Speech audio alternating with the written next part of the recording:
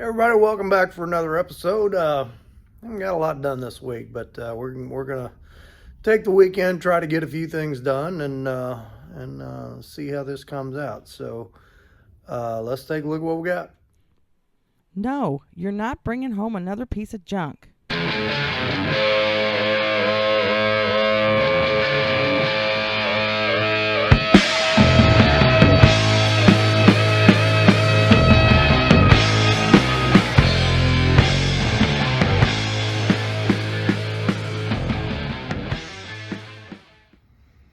All right, quick update on the Chevy. So I got the brakes working right. The temperature gauge I put in that thing was a brand new temperature gauge. It was kind of an off-brand Amazon brand. I forgot what it was, like $25. So it worked for about 3 days, and it quit. So I splurged and bought a autometer gauge and put it in, and hopefully that one will stay working. So I guess you get what you pay for sometime. But anyway, she's nice and clean looking. She's ready to cruise. I'm ready to go to the car show tonight. And of course, they are calling for rain all day and tonight. And I'm not taking it out in the rain. I don't have wipers on it. So we're going to watch the weather and see what happens. But hey, it's the way it goes sometimes. Okay, so last video, where were we? I got most of this welded up, so I'm going to finish this seam. This top seam is finished. I need to go along the bottom. We're going to try to get all that ground off this weekend, and then I'm going to go ahead and jump to this corner. And you can see I got a couple of pretty good gaps to fill here. And then I kind of got the same thing over here as I had over there. This kind of got a peak to it that I don't want, so we're going to slice that, dig that down, get that more rounded, and get that going. So what I would like to do is be from about here up all the way across, welded and ground down. So last video I was talking about engine options, and you know, it was just kind of a little blurb I put in there. I was thinking of doing something else other than the 350s I got.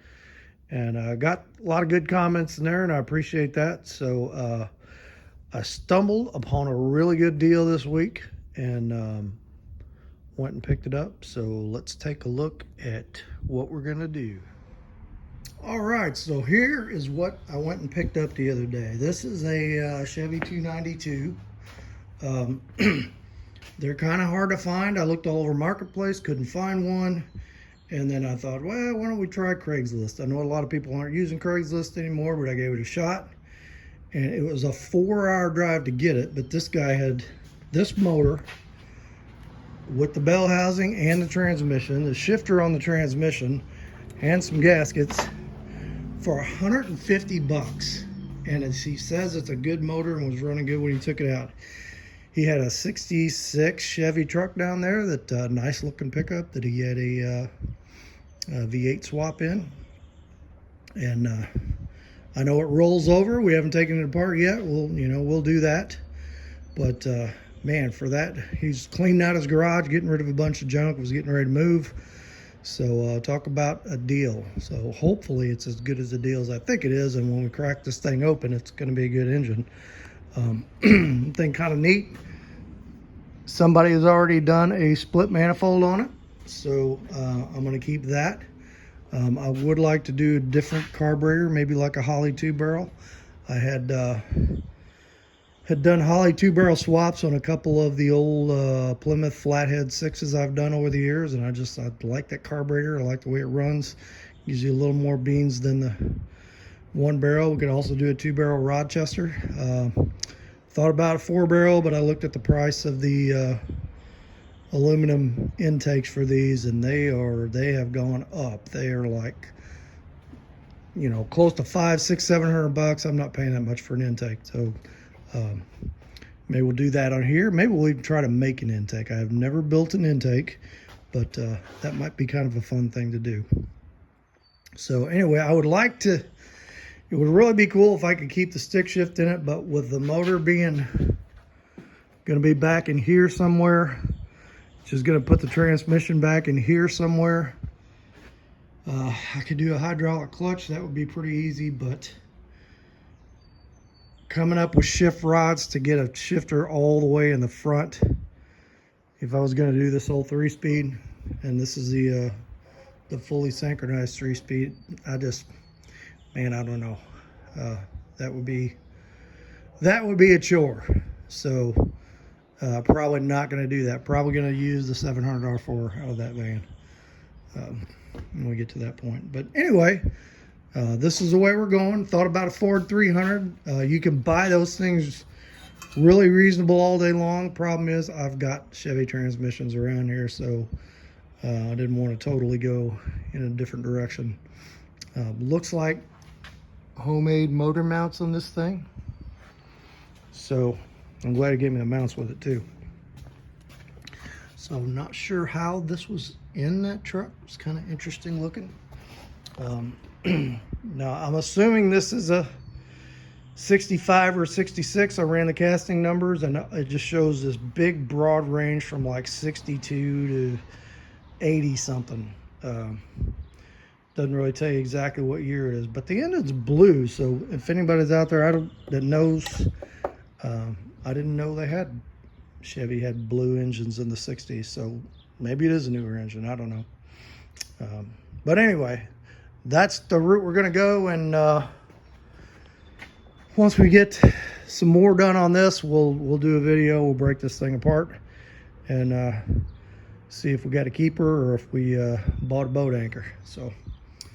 All right, so I am gonna get more on some welding and grinding here. We're not gonna show all that. Maybe we'll show when we fix this gap and this in here, just to kind of show how I do that. But a lot of that is just what I've been doing, spot welding and grind it down. So I'm gonna get some more of that done today, and then we'll pick the video back up and see what she looks like. So back in a bit. Okay, so I got this welded all the way across and got the top of that rod ground down. I got the bottom welded all the way across, so I need to grind it down.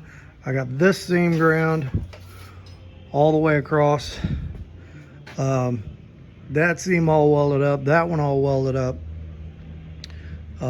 So now my spool of wire has come apart,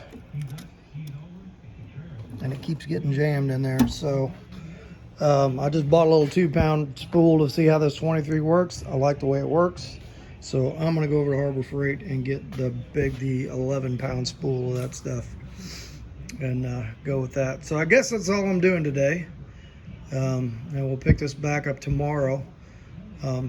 Tomorrow I'm gonna try to get, let's see, okay, I want to get this seam ground down tomorrow, that seam ground down tomorrow, that one, and I really would like to cut this loose here, and I want to move, I don't know if you can see how from here to here it kind of goes crooked. I want to move this up about 1/4 of an inch. See what I did over here, I noticed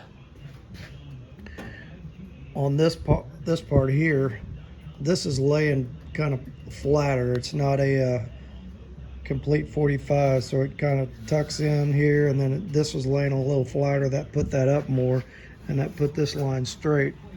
So this one was angled down a little bit too much, so I'm gonna do the same thing I did over there, and I'm gonna fix this before I go too much further because it's bugging me. So lots of grinding to do tomorrow, and we'll see how far we get. I don't know if we're gonna get to this corner or not. Maybe, maybe not. But I'm gonna keep this video going through the week, and we are gonna tackle that before we get to the end of this. So, all right, but we're looking good. So we will pick this back up tomorrow. All right, that is hours and hours and hours of grinding. Man, there's a lot of grinding dust in here.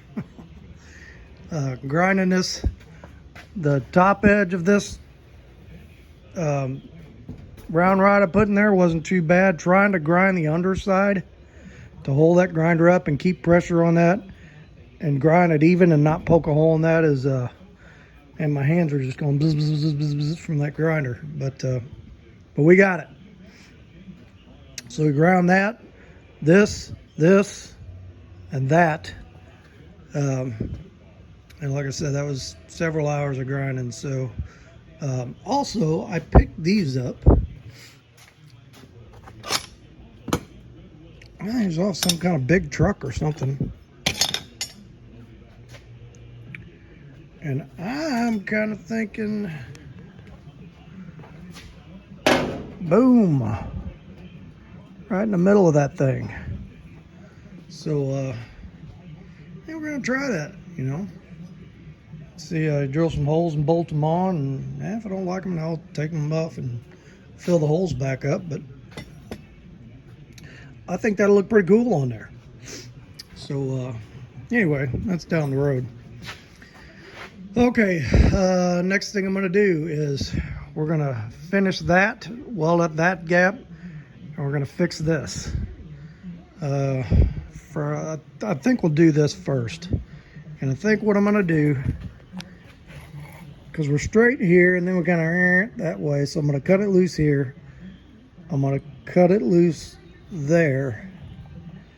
And we're gonna kind of cut around there to that, and we're just gonna move that corner up just, I'm thinking like a 1/4 inch or a little bit, and re-weld that dude on there and get that straight. That's just bugging the heck out of me when that one's straight.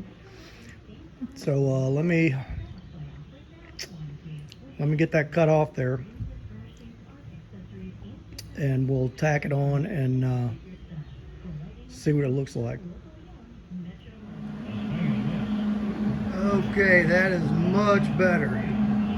So the top line's nice and straight. You kind of see how much of a gap I had to put in there to get that straight. Much better. Yeah, kind of had a droopy eye. I know I got the radio on. Some people don't like to hear the radio in the background, but the Cardinals are actually winning, and I'm afraid to touch the radio or I might jinx them. So fingers crossed. We've been losing a whole lot lately, so hopefully we'll win this. All right, so that looks good. Just got a couple tacks on it. I'm gonna go ahead and weld that in, weld that little piece in there, and then I don't know if I'm gonna get on that piece or not today. Yeah, we'll see. Let's get this done, and we'll see what it looks like. All right, so we got that welded in. That's looking a whole lot better. You can see how much I raised that up there, just about what I thought, between 1/4 and 1/2 inch, and it's much better. I can take this piece of stuff that I can't find. But I got a straight edge. I can put it all the way across this body line, and it looks pretty good. So I'm pretty happy with that. I think that is going to be it for today. I'll get back at it tomorrow. I got stuff going on. I'll get back out here Tuesday. We'll knock this corner out, and I need to get down in there, and I need to grind that over there. I need to cut this light off. So we'll work some more over here, and then we'll get this video put out. So, all right, so that's it for today. Oh, Cardinals got another hit. I'll tell you what, we were up. Then Tigers got a grand slam, went ahead. We went right back and got ahead again, and we're kicking butt. So fingers crossed. Okay, we'll pick this back up in a couple days. All right, hey everybody, so we're back on this, and I got this corner all welded up. I need to grind it down. But like I said in the last little clip, I ended up adding about a 1/2 inch here and moving this up, and got that line across there looking much better. So I'm a lot happier with that. Doesn't have the droopy eye anymore. So all right, we're gonna look at this corner over here. Also wanted to say this today that I hadn't watched a lot of YouTube in the last week, and I just saw that Brent from Half-Ass Customs lost his entire shop. Now, I don't know if anybody watches that show, but And that dude does some great work, and he's got you know, tons and tons of subscribers, and just does some amazing cars. And but had a fire when he wasn't at home. You know, they were out traveling. Didn't really say how it happened, but I watched his video this morning, and pictures look pretty devastating. So hopefully his insurance takes care of him, and he's able to, you know, get it all rebuilt well without having to dig deep in his pockets. But you know, there's probably a lot of keepsake stuff there that's gone. But you know, he's got a good attitude. He said, you know, it's just stuff, and nobody was hurt, so that's good. So just a good point of safety around your own shop. I mean, there was nothing he could have done. He wasn't there, but man, keep your flammables under control. You know where your cans of gas are and your flammable chemicals. Try to keep them in something with a cover on it. You know, when you're grinding and stuff, keep a fire extinguisher in your shop right there that's always ready to go, and you know it works. And you know, just the kind of work we do, there's lots of fire hazards with welding and grinding and cardboard and chemicals. But I mean, do everything you can to minimize it and be aware while you're out there working. And when you're done for the day, do a good quick check around and make sure a spark didn't fly in a trash can and sitting there smoldering, or and it can happen so quick. And it can also be not as lucky as Brent, and a person get hurt, which, you know, you never want that to happen. So anyway, prayers for you, brother Brent. And we're going to work on this corner today. So I'm going to, a couple things we need to do here. So I got some big gaps, you know, I just kind of threw this thing together. We're going to fix those. And then right here, I've got, it's not a good smooth flow there. I got kind of a peak there. And then I don't know if you can see here, like this lip is kind of raised up here. So we're going to slice that down, cut that down a little bit. We're going to try to bang that down a little bit more round and fix that. And then just some, you know, gaps over here. And it kind of ends up that way when you're slicing and dicing up pieces and sticking them back together. So I'll set the camera up and I'll show you how we get this looking better, and some of the stuff I use for filler to fix that with, and see how it looks when it comes out. So let me set this up and get a few things together, and we'll take a look. Okay, so we're gonna need some filler pieces in here. So a couple of things I like to use for filler, and I've showed this before, is when you use your sheet metal shears, you get these squiggly things. I throw them things in a box, and they make great filler material. It's best for closing that little gap. Other thing is, you know, a lot of guys use coat hanger.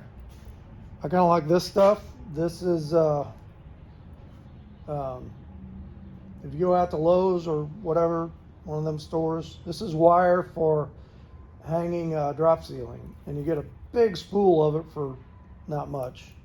And it melts and flows really nice, and there's no coating on it like some of those coat hangers. All right, so let's see. I'm gonna go ahead and I got a piece of that cut off somewhere here.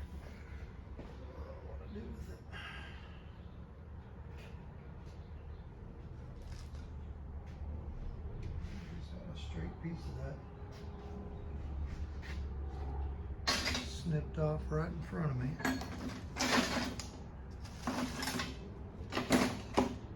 Tell you what, I can lose anything.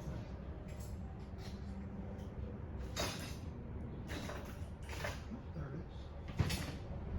Okay, so I just snipped me off a little piece, and we'll weld that like that, and we'll whack that off, and then we'll take the other piece, we'll put it there, and we'll fix that. Throw this on about a 2 on my welder that works pretty good now. Still can't believe I spent a year struggling with that thing and it was just the wrong gas. anyway, I'm just going to kind of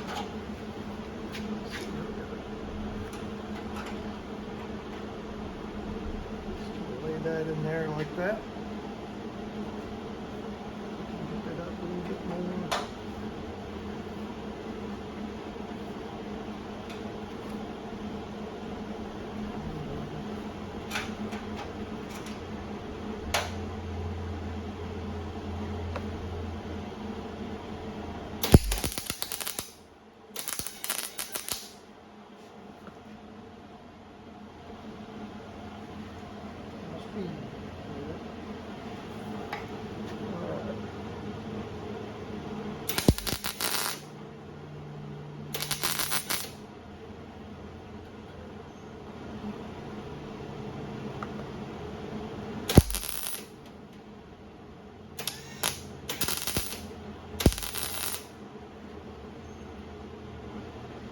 Could have almost done that on the one.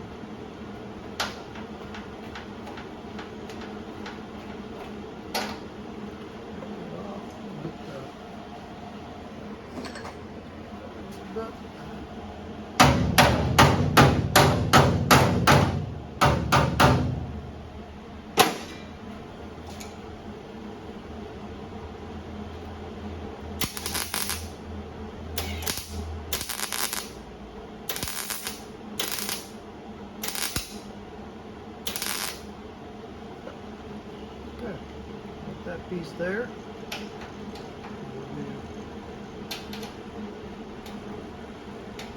This here.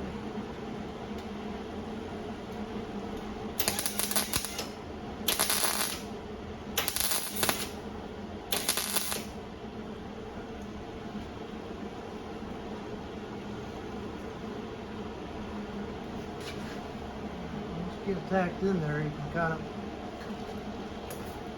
bend it a little bit, and you can trim off the excess.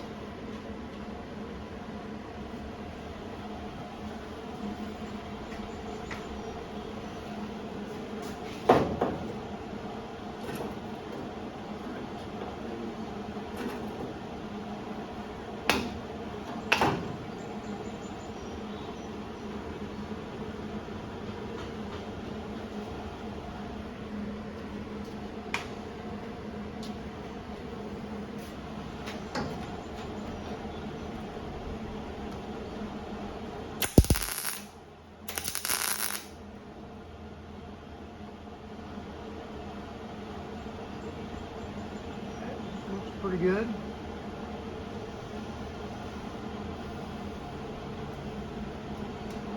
Up on this, it's a little smaller gap. You get a piece of wire on that.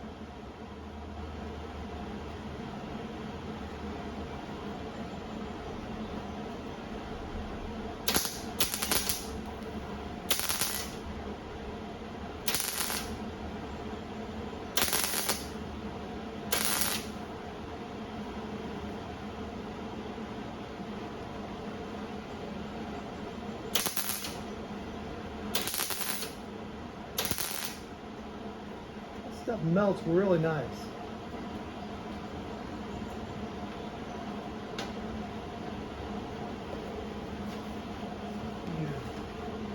Cut it off or whack it off with the grinder. Whatever works.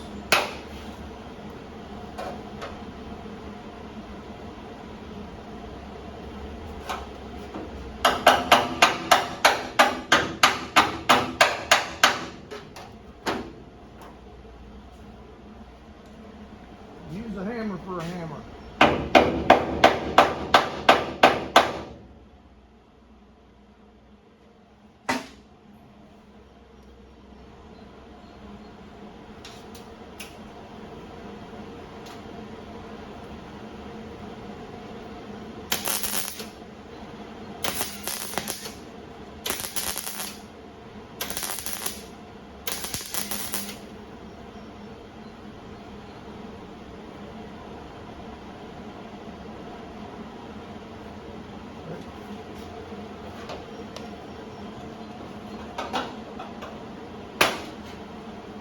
I can turn the welder down on a 1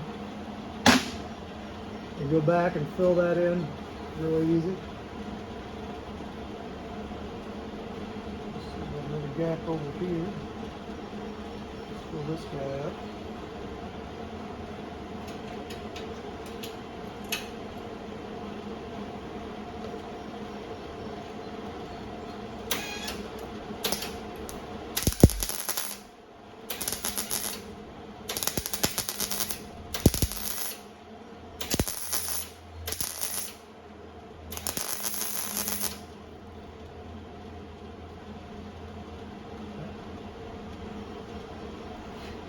Here, I'm going to put a little slice in there. Knock that down some.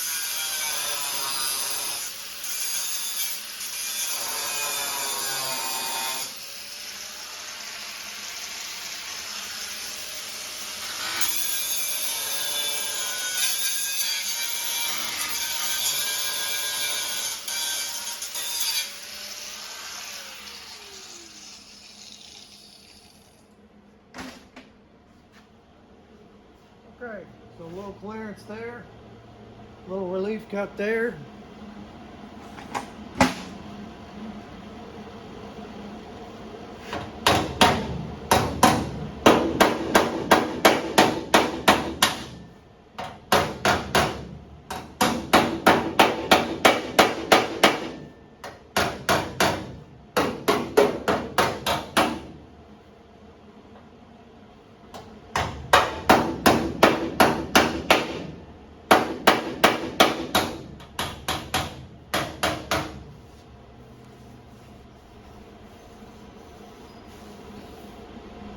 Pretty good. That corner down just a touch.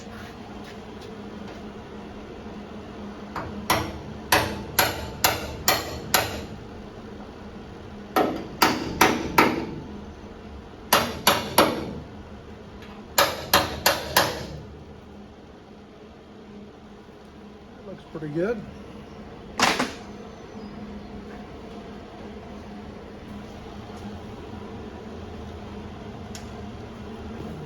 Down to 1 just a little bit. So.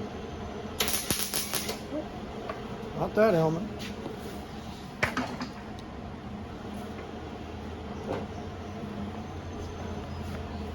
This helmet.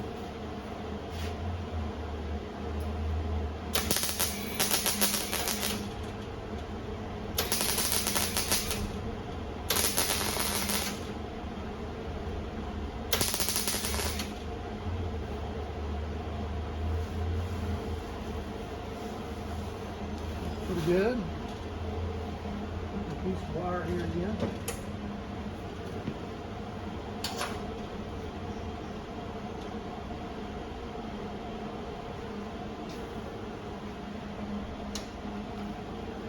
Back to a tube.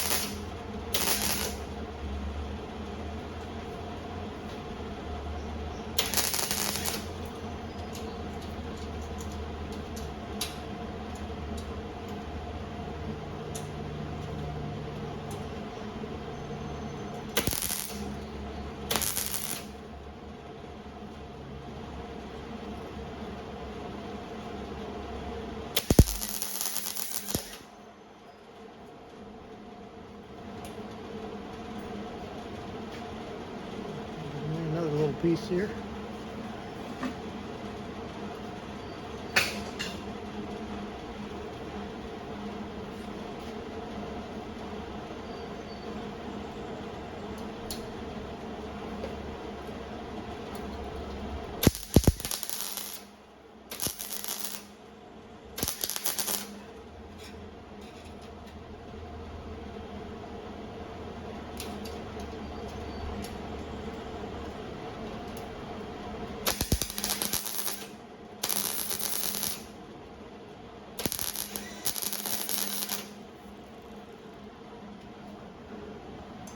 All right.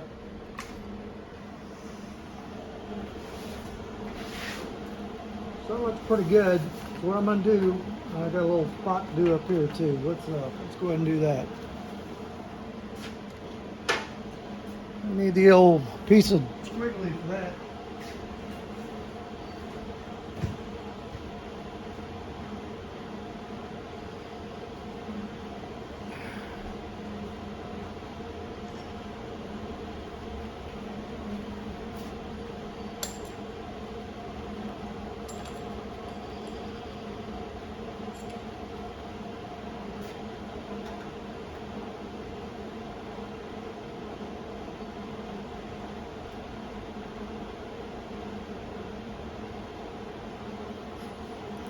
Somebody said something about covering my windshields. If I was going to use it again, I would, but I guess you can't. This thing got cracks all the way across it, so not too concerned about it.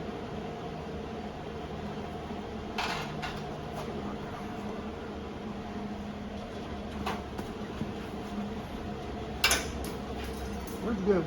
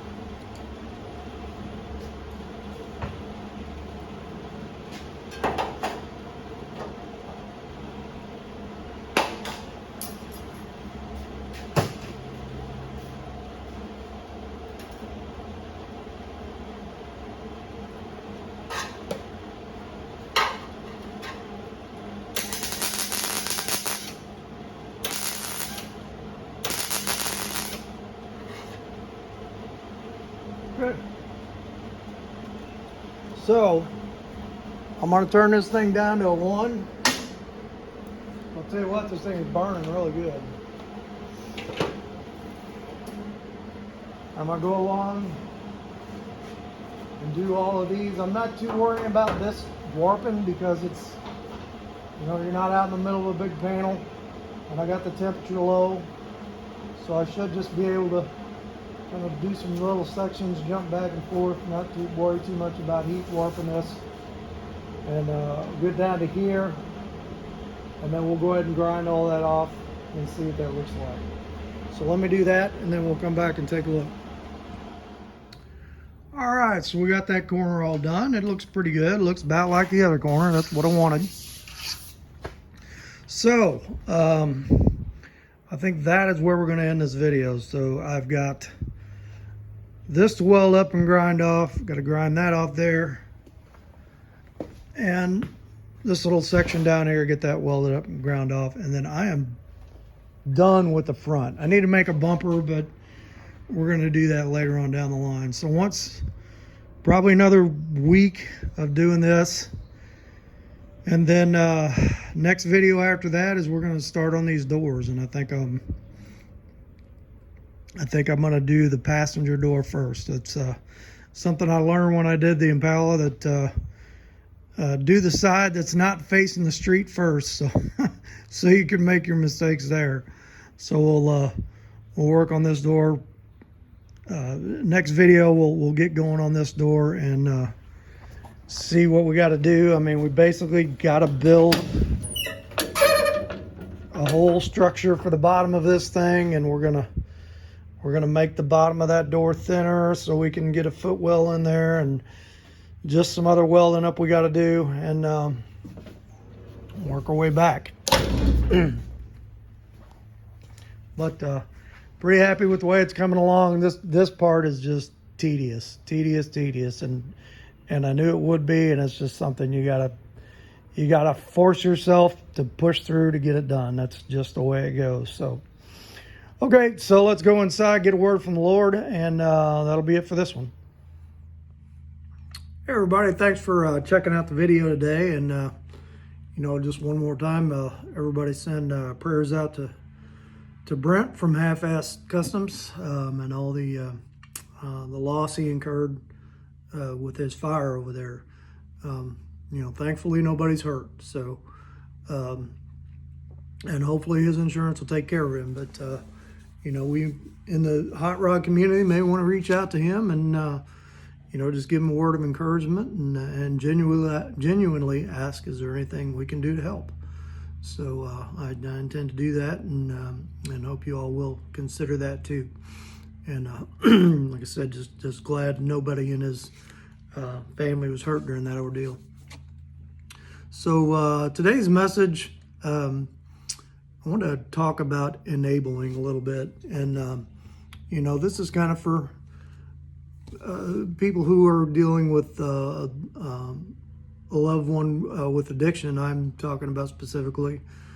Thinking back on my own story, I was I've shared many times, I was a pretty severe alcoholic and drug addict for many years, and through the grace of God and the 12 steps of Alcoholics Anonymous, I got sober and saved on the same day, Christmas Eve 1994, and thankfully have not had a drink or drug since. And I'd like to say that everything went perfectly smooth and I was completely changed from that minute, but not the case. It was a lot of years of growth. I heard a good friend say in AA one time that I went from being a no good scoundrel, lying, cheating, drunk to a no good scoundrel, lying, cheating, sober person in one day.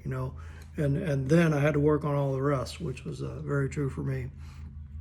But thankfully the Lord put a lot of good people in my life, and I'm happy to look back now and say things are much better than they were then. I've still got a lot of work to do. I'm going to be working on me until the day that I leave this earth, and that's just the way it is. That's part of the curse of our flesh.